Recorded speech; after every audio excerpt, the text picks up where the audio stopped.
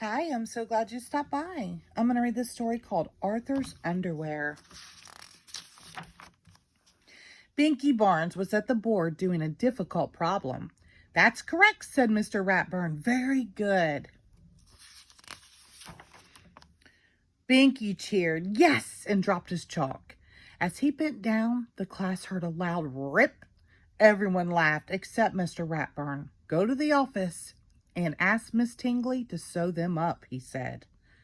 That afternoon at softball practice, when Binky came up to bat, Arthur thought about Binky in his underwear and laughed.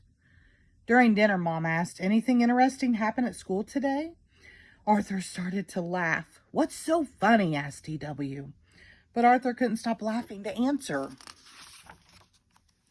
The next morning, Arthur woke up late. He hurried through breakfast and ran most of the way to school. Sorry I'm late, Mr. Ratburn. I guess my alarm... Everyone burst out laughing. Mr. Reed, being late is one thing, said Mr. Ratburn. But not wearing any trousers, that is quite another. Arthur looked down and screamed. Arthur's scream woke him up. Wow, he thought, what a horrible dream. In school, the class watched a science film. The amoeba is a single-celled life form. Arthur's eyelids began to droop. Suddenly, an amoeba that looked a lot like Arthur appeared on the screen. Its pants fell down, showing its underwear. Help, cried Arthur Amoeba. I need my pants. All the other amoebas started to laugh. Arthur Amoeba was too embarrassed to move. Then he felt someone shaking him. Wake up, Arthur, said Buster. The movie's over.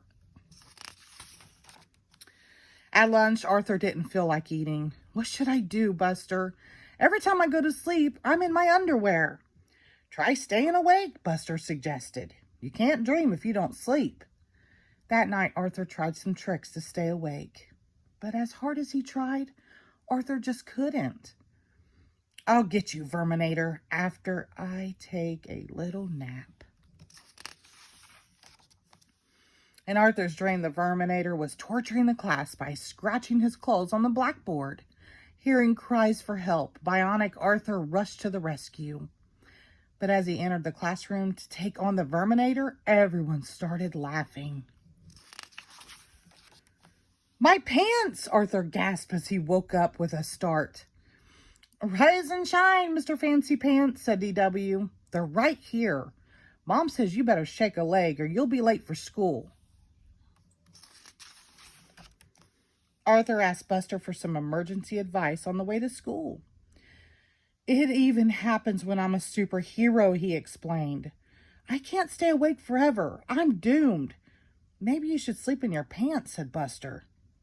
That way you won't have to worry about putting them on. That night, D.W. came into Arthur's room. Why are you wearing your pants to bed? She asked.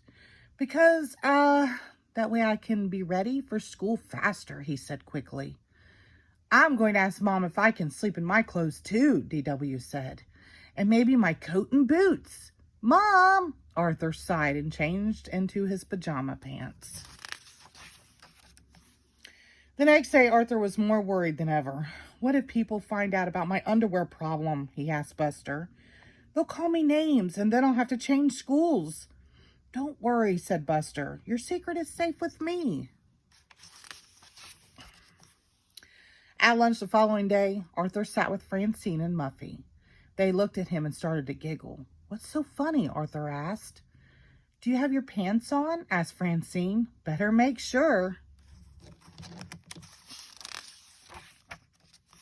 Arthur checked. He was wearing pants. He moved to another table. I heard about your nightmares, said the brain. So I got out a couple of books on dreams. Apparently you have a pathological fear of embarrassment. Arthur got up to find Buster. Buster! Cried Arthur. You told everyone about my underwear dreams. Not everyone, replied Buster. Only a few kids. Buster, how could you? Well, I couldn't help you. I needed some advice. This is so embarrassing, said Arthur. When Arthur turned to run out of the cafeteria, his pants pocket got caught. Rip.